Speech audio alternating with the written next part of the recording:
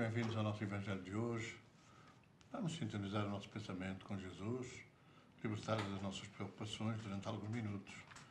Apesar de muitas delas possam desaparecer, formarmos um bom ambiente no nosso lar. Vamos então iniciar com uma canção, como bem sendo habitual.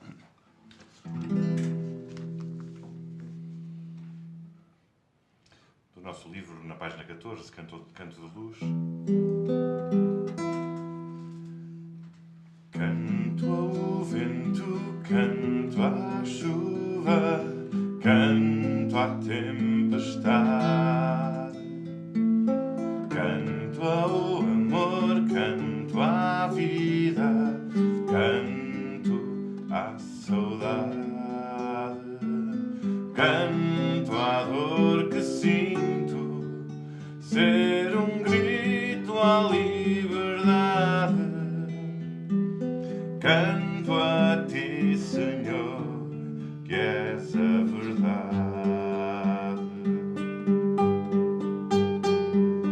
Olho a brisa, olho o mar e olho a multidão.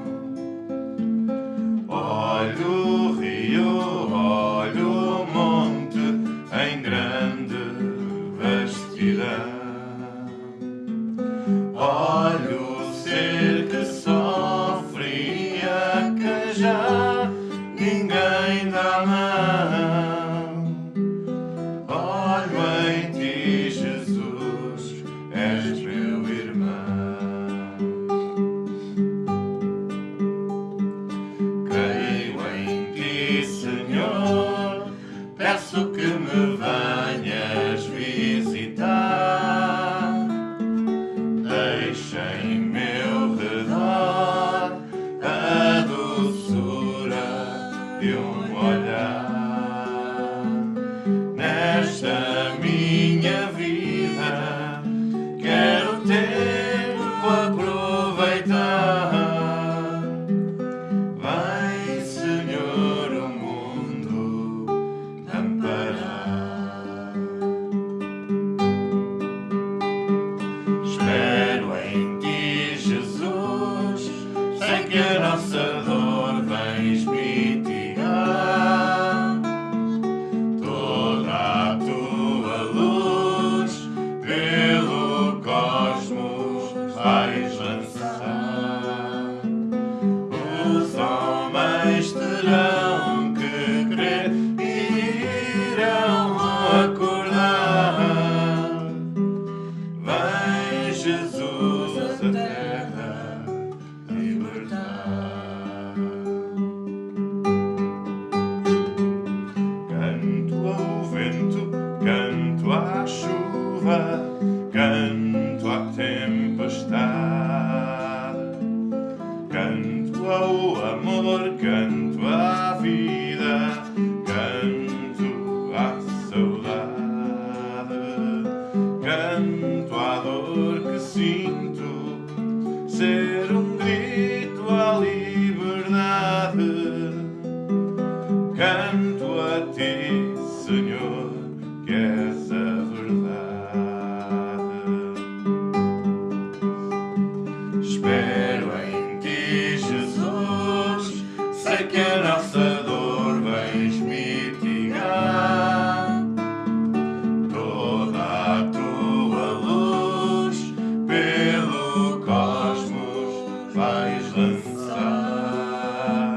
Os homens terão que crer e irão acordar. Vem, Jesus, a terra libertar.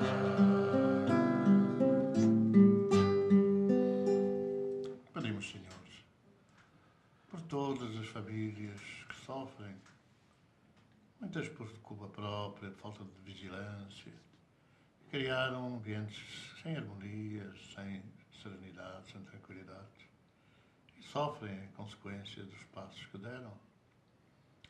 Mas também pedimos por todas as famílias que esta hora também se encontram em sintonia connosco, convivendo para revivermos o Teu Evangelho. Seja connosco, Senhor, e nos abençoa este Evangelho de hoje. Do Evangelho segundo o Espiritismo, capítulo 1, item 10. Um dia Deus, na sua caridade infinita, permitiu que o homem visse a verdade perfurar as trevas. Esse dia foi o do advento de Cristo. Depois da luz viva, as trevas voltaram. O mundo, após alternativas de verdade e obscuridade, perdeu-se de novo.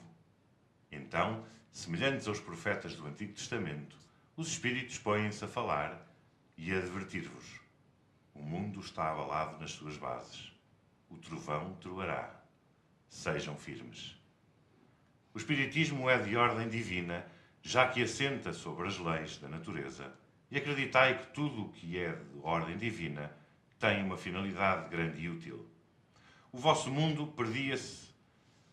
A ciência, desenvolvida à custa do que é de ordem moral, tudo vos conduziu ao bem-estar material, em proveito do espírito das trevas.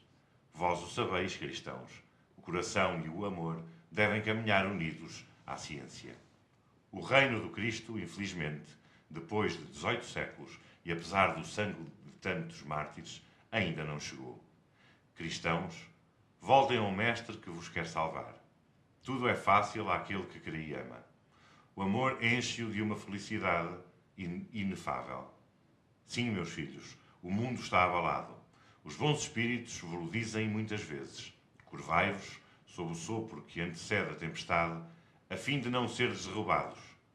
Quer dizer, preparai-vos e não pareçam as virgens loucas que foram apanhadas desprevenidas à chegada do esposo. A revolução que se aproxima é mais moral que material. Os grandes espíritos, mensageiros divinos, sopram a fé, para que todos vós, obreiros esclarecidos e ardorosos, façais ouvir a vossa humildade. Porque vós sois o grão de areia, mas sem grãos de areia não haveria montanhas. Sendo assim que esta frase, nós somos pequenos, não tenha mais sentido para vós. A cada um a sua missão, a cada um o seu trabalho. A formiga não constrói o edifício da sua república e imperceptíveis micro-organismos não constroem continentes? A nova cruzada começou. Apóstolos da paz universal e não da guerra. São Bernardos modernos.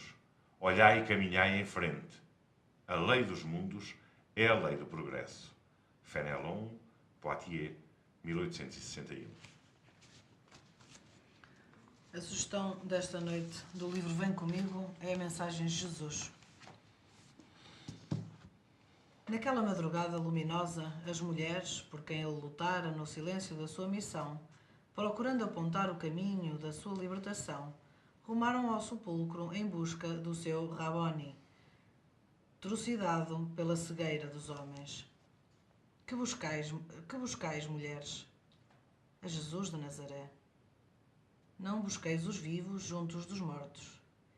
Ide avisar os companheiros que ressuscitou. A mensagem é inequívoca. Ele é a vida e vida em abundância. Ele é o caminho, a verdade e a vida. Ele protagonizou o exemplo vivo para a nossa conduta. Amou, perdoou, compreendeu e mostrou-nos o caminho da salvação, rumo à meta da felicidade plena. Nos momentos difíceis, buscar Jesus no âmago da tua dor. Ele sempre está disponível para te ajudar a carregar a cruz que te fortalecerá na travessia do mar encapelado que precisas de vencer até chegar a Deus. Estas mensagens de hoje, estas leituras de hoje, referem naturalmente a chegada do Cristo à Terra e a profundidade dos seus ensinamentos, da sua boa nova. E eu recordo aqui que a sua mensagem era a boa nova, era uma notícia boa, eram notícias boas do seu reino. Porque aquilo que passou depois dele foram as más notícias, foram as notícias das perseguições, das torturas, dos martírios, da falsidade, da mentira. Nós vamos encontrar uma luta titânica entre o poder material e o poder espiritual, desde que Jesus foi como diz o texto, trucidado naquela madrugada no Monte das Oliveiras. E, desde essa altura, que houve uma luta para tomar para si a verdadeira religião, uma vez que, pela violência, pela chacina, pelo martírio, o poder material, o poder de Roma não tinha conseguido erradicar ou destruir os cristãos. E foi uma luta que durou, vamos pensar, 3 séculos.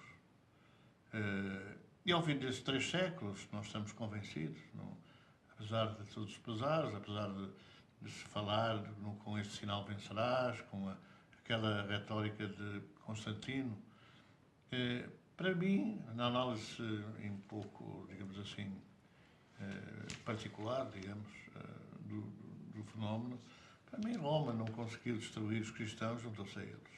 E aquela decisão de tornar o cristianismo a religião oficial de Roma levou às sombras seculares, às trevas seculares, num afastamento da boa nova de Jesus, da verdade sobre a vida espiritual, da realidade da ressurreição, isto é, da realidade da vida depois da vida.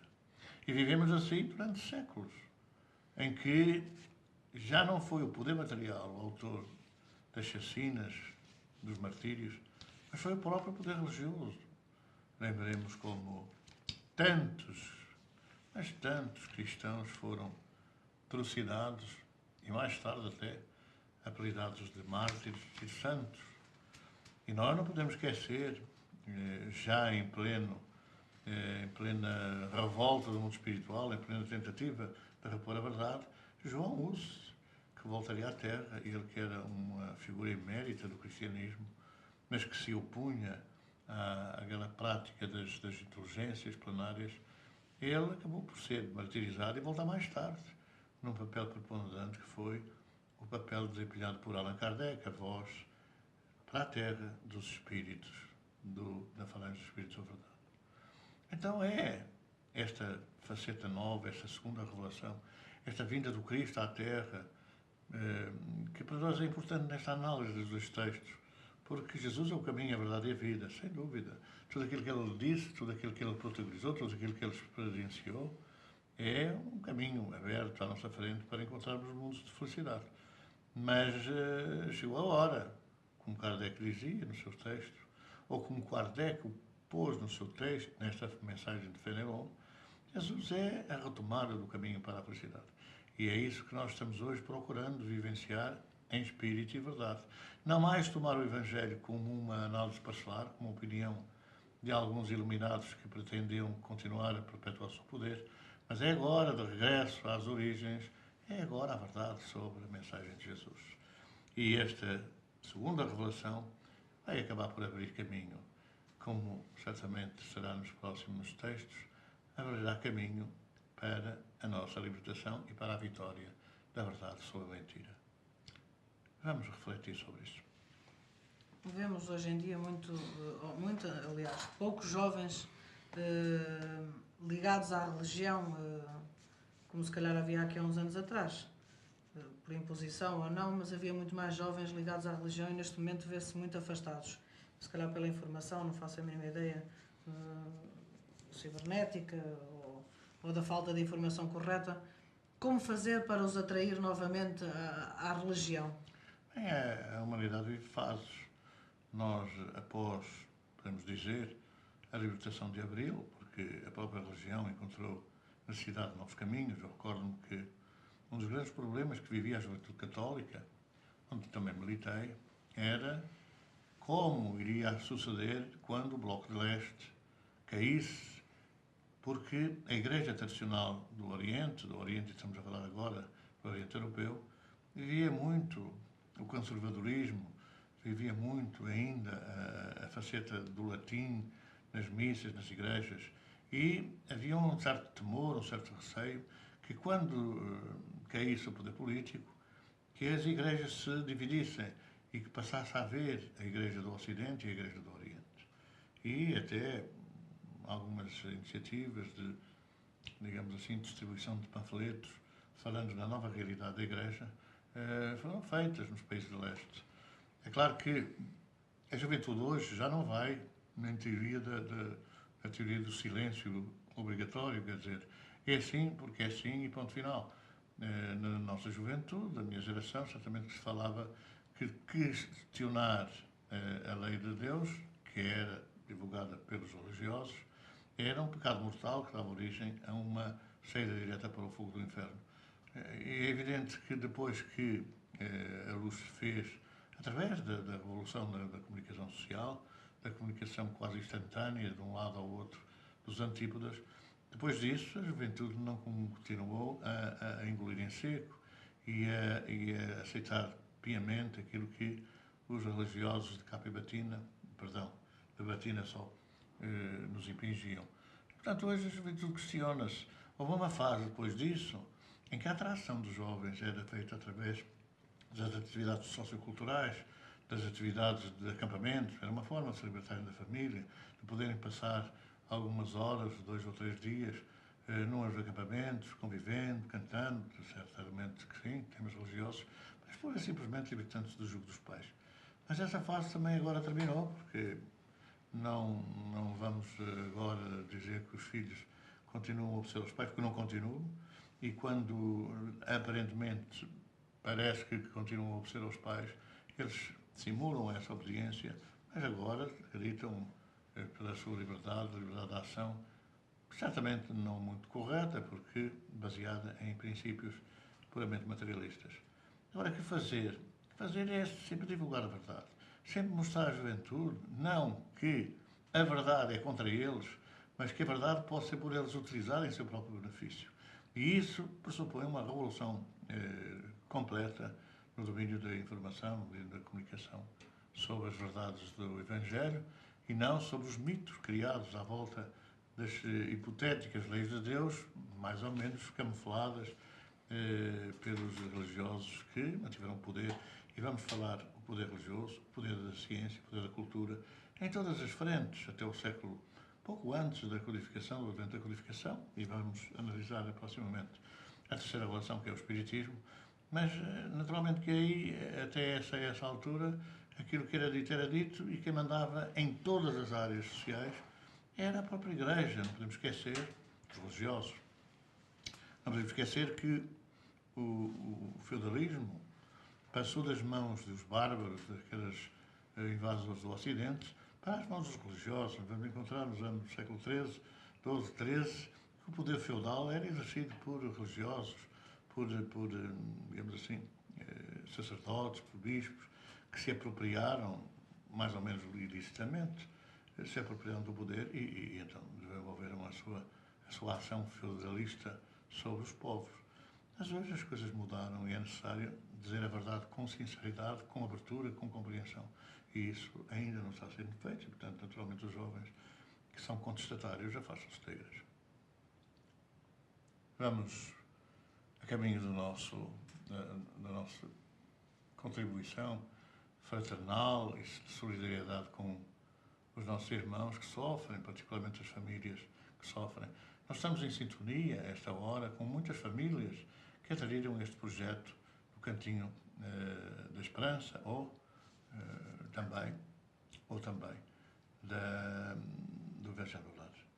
Então vamos sintonizar as nossas mentes com Jesus e pedir que os seus mensageiros possam levar a nossa energia, a nossa vontade de espalhar a paz à nossa volta, possam levar a essas famílias, a todas as famílias, mas particularmente às que mais em desespero se encontram.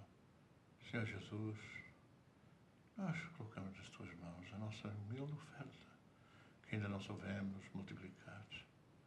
Mas temos a certeza que esta noite poderá ser um pouco melhor ou um pouco menos má para essas famílias em desavença e em desarmonia.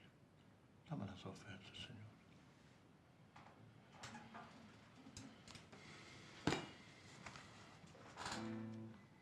Na página 45.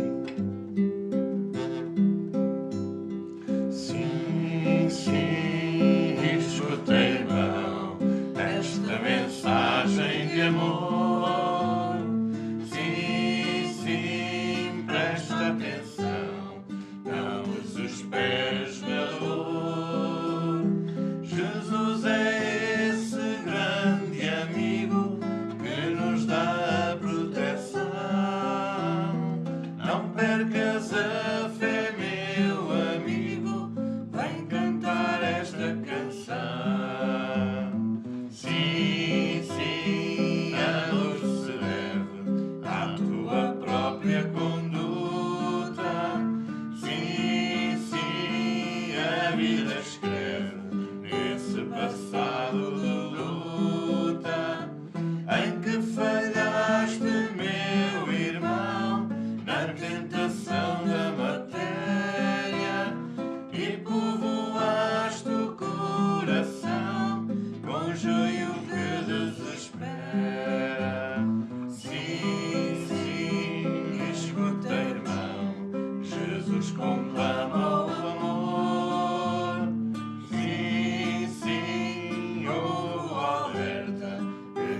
o Consolador.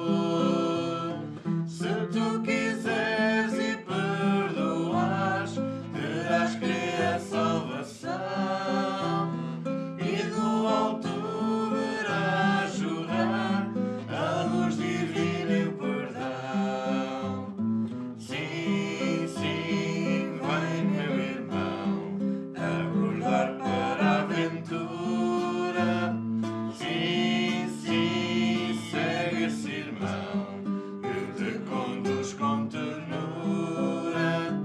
Vê o caminho, a verdade e a vida na direção dessa luz. Segue a estrada, buscar guarida onde te espera Jesus.